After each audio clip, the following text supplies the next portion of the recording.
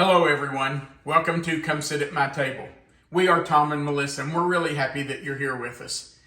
Tonight we are making vegetable beef soup. Now we're making vegetable beef soup because a few days ago we had some meat and vegetables and we had quite a bit left over. So when you have leftover beef and you have leftover corn, potatoes, green beans, whatever vegetables you have, that's a great time to make vegetable beef soup. If you don't have beef, you can make this same recipe without the beef and just make it vegetable soup. There are a couple of substitutions that we'll talk about as we go along. Now, let me tell you that I came up with this recipe several years ago. Our girls were getting older and they were getting ready to go off to college. Our oldest one was. And I asked her what some things were that she would want me to fix that she could take with her to eat at college. And the very first thing she named was vegetable beef soup. And she said, "Dad, can you can that?" And I said, "Absolutely, I can can it."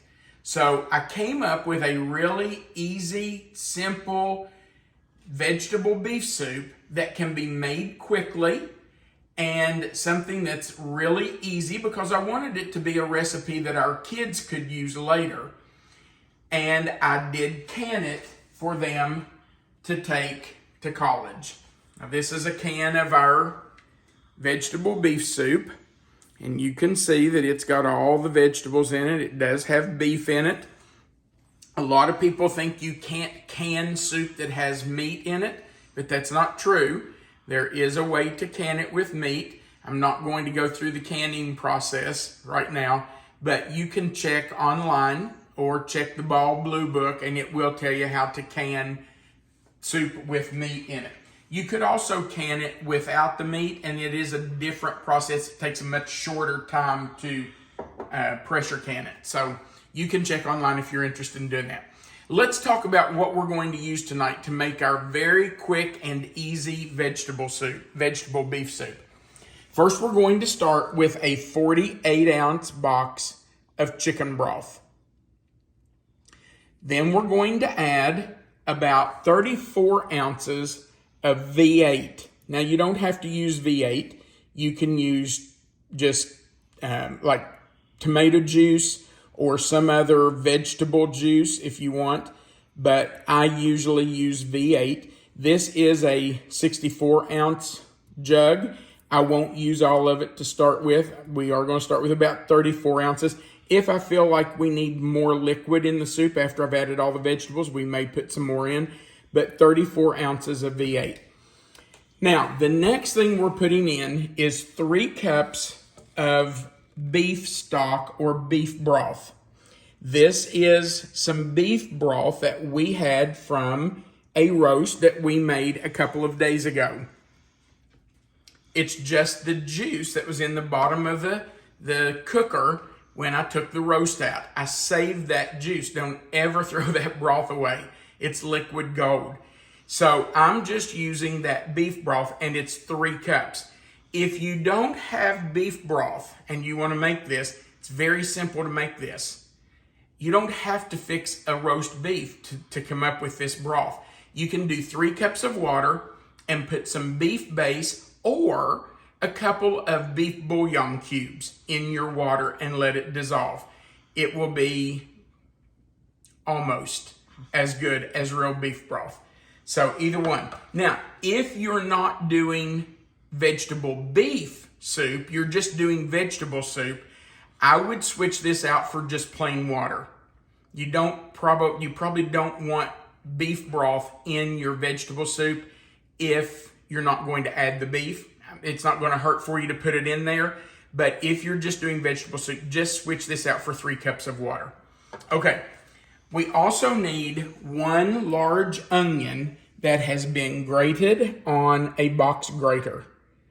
And I've just grated it up. You can see it's almost like mush. And you can even see the juice down in here from the onion. That's what you want because you want that flavor all through your soup. We're also going to use 2 large, and these were large potatoes that I have cubed up into about bite-sized pieces. You just want to make sure that they're all fairly even, the same size. Then 4 carrots that we've just sliced. Now some of my carrots were smaller. You can see the size of them. And then some of my carrots were huge. So I just cut those in half before I sliced them up, just because you want them to cook at about the same rate. You're also going to need 4 stalks or 4 ribs of celery. And I've just sliced those up. Then, because we're doing vegetable beef soup, I've got my beef that was left over from dinner the other night, and I've just cut it up into small bite-sized pieces. That's already cooked and ready to go in. You're also going to need 28 ounces of diced tomato. Now, I'm using 2 14-ounce cans, but there is a 28-ounce can out there, and if you've got that, that's fine. I'm using 2 14, but you need 28 ounces. Now, we had some leftover corn and some leftover green beans from dinner the other night, and so I'm using those in my soup. You can use just about any vegetable you have left over. Lima beans are really good in this if you like lima beans. Peas are really good in this. Whatever vegetable you want to put in vegetable soup or vegetable beef soup works fine. I can remember my mom even putting a little bit of leftover mashed potatoes in her vegetable soup because she said it helped thicken it. So she would just put a spoon or 2 of mashed potatoes and stir that in. I've never done that, but I know she did, and you could try it if you wanted to. Then we're going to need some salt and pepper, 1 teaspoon of each, 1 teaspoon of Italian seasoning, and I am using Italian seasoning rather than using different herbs and spices. Italian seasoning has oregano, thyme, basil, rosemary, parsley, garlic, and other spices, it says. So, if you want to use all of those, take out a half a teaspoon or a quarter of a teaspoon of each of those and put in. But an Italian seasoning has it all in there. So I'm just going to use a heaping teaspoon of that. And then finally, about 2 teaspoons of minced garlic. Now, here's the wonderful thing about this soup. You literally just put it all in there and turn the fire on. It's going to need to cook. It doesn't really, well, yeah, it has to cook because your potatoes, carrots, and celery have not been cooked. I did not have those left over from dinner, so those are raw. So it's going to have to cook, but it's not going to have to cook long. 25 to 30 minutes is about all you're going to have to do with it. I will tell you that it's nighttime. I don't know if you can see that through the window, but it is nighttime, and Melissa and I are not eating this for dinner tonight. I'm fixing this tonight for us to have tomorrow and the next day, because we just feel like the longer vegetable soup or vegetable beef soup sits, the better the flavor is. Now, we could eat it within 30 minutes of putting it together. As soon as it cooks and those 3 vegetables have cooked through, we could eat it. But it really is better, we think, if you let it sit for a day or 2 and let those flavors marry. Now, all we have to do is put everything in. So in goes the chicken broth. I hope I have a big enough pot here. I probably should have used my bigger kettle, but hopefully this will hold it all. All right. Now we're going to put in some of our V8 juice. I'm only going to use about half of this. Yeah, a little more than that. Yeah, even a little more. This is a very forgiving recipe. It is. Listen, this is something you can make your own. You put in it what you like. If you don't like celery, leave it out. If you like lima beans, put them in. This is a recipe, and I'm gonna go ahead and turn my fire on here. This is a recipe that you can literally make your own. Babe, I'm gonna grab a spatula out of this drawer, pardon me. Because I want to make sure I get all that onion juice and all that onion in there. When Melissa says this is a forgiving recipe, it really is. You can, if you aren't crazy about V8, don't use it. Use some tomato juice or something else, whatever you like. Get a different vegetable juice. Okay, I'm going to put in my corn and green beans, and I'm just putting the juice in there that's on that corn.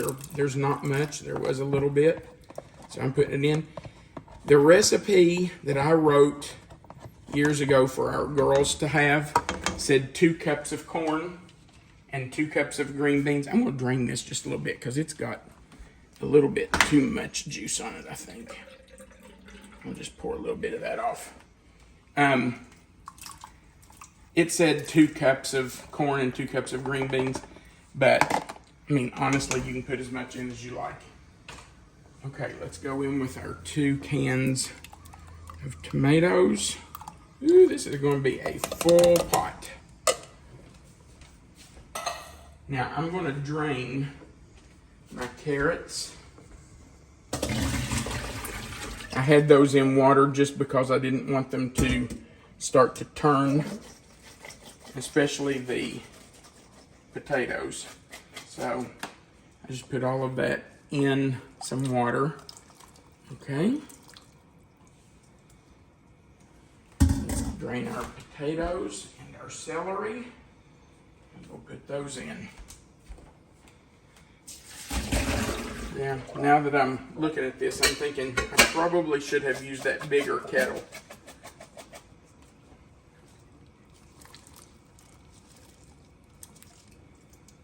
Okay. And our celery. I don't know, baby. I know. It'll be full. No joke, I may have to go get that bigger kettle. But we're about finished. We have to put the meat in. That's what concerns me. Yeah, I don't know. And then our seasonings won't be too bad. All right, let's do this slowly. I might not put all of this in here if it's too full. Yeah, it's pretty full. I'm gonna stop right there. We'll put the rest of it in because that's already cooked. It's not like that has to cook. So we'll stir that down in. All right, now let's do our seasoning. So I'm gonna start with salt and pepper. And I'm gonna start with 1 teaspoon of each. You can adjust this to whatever you like. If you can't have salt, then by all means, leave it out.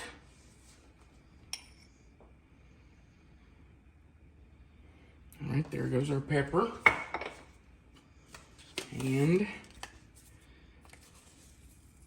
I'm gonna do a heaping teaspoon of our Italian seasoning. And a couple teaspoons of garlic. There's 1 and 2. All right. That is a full pot of soup.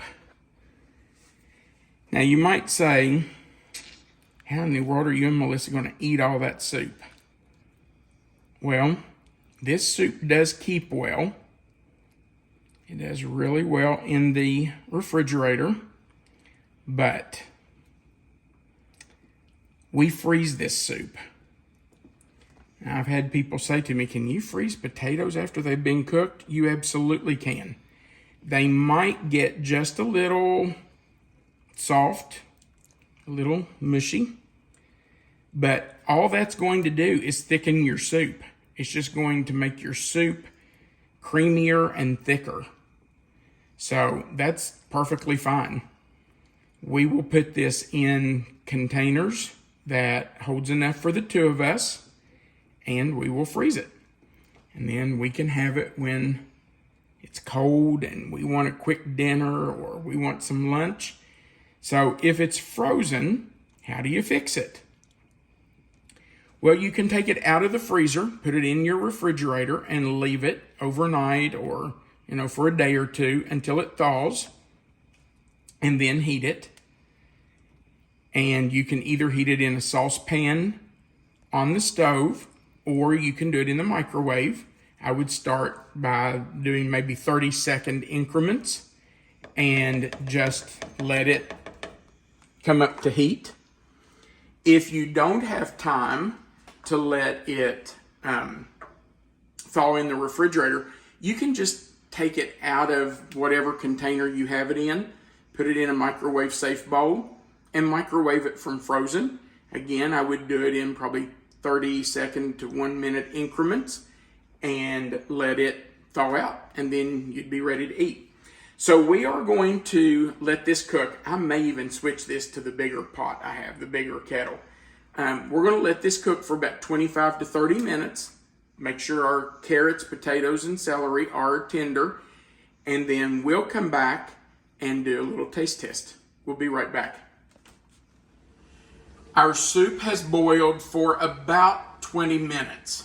I checked the carrots, the potatoes, and the celery, and they were just barely tender, which is what I want because this soup is piping hot and they're going to continue to cook for a while.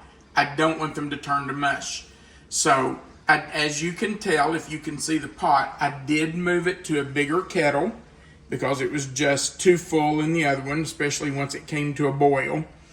And because I moved it to the bigger kettle, I did add the rest of that V8, and I added another teaspoon of salt. We tasted the broth, and we just felt like it needed another teaspoon of salt.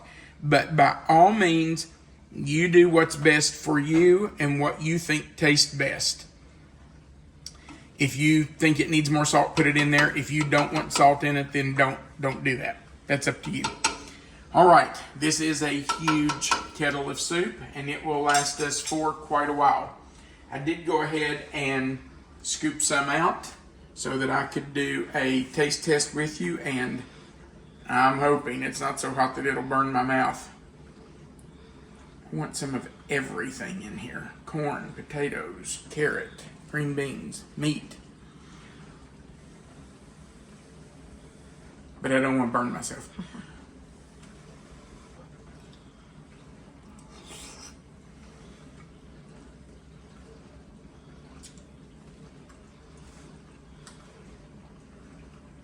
That is wonderful. This is one of my favorite things that you fix. Melissa absolutely loves vegetable soup and vegetable beef soup. Which one do you like the best? Probably liked it with the vegetable beef, but I really like it just vegetable soup too. Yeah, I know you do. I like it with good But you like it with the beef better? Probably, yes. So this is really good just by itself. I mean, this is a meal. It's got meat, vegetables, everything in it. But we really like this served with our pimento cheese sandwiches. We really like the pimento cheese that we make. So if you would like to watch our pimento cheese recipe, you can look for that on the videos, or Melissa will put a link right below this video so that you can just click that link and go back to watch how we make our pimento cheese. Pimento cheese sandwiches go really well with this. Ooh, our firecrackers would be good with that too. Firecrackers would be great with this. Well, I think we have done firecrackers with this before. And they are really, firecrackers go good with any soup. You want to put that link in there too? And I'll also, yes, I'll do that, and I'll also put a link to your pot roast. Okay, so she's going to put 3 links below. Pimento cheese, firecrackers, and a link to our pot roast video, which is where we got this leftover beef. So those 3 will be right below the video. If you'll look for the title of this recipe and you'll click that title, a box will expand. You will find the written recipe for this soup plus those 3 links, and our contact information in that box. So it'll all be down there. Let me remind you that we would appreciate if you'd give us a thumbs up right below this video, and if you've not already, click that subscribe button and the notification bell in the word all. We would appreciate you doing that. That just helps us build our channel. But most of all, we want you to remember that you are always welcome to come sit at my table. Have a great day.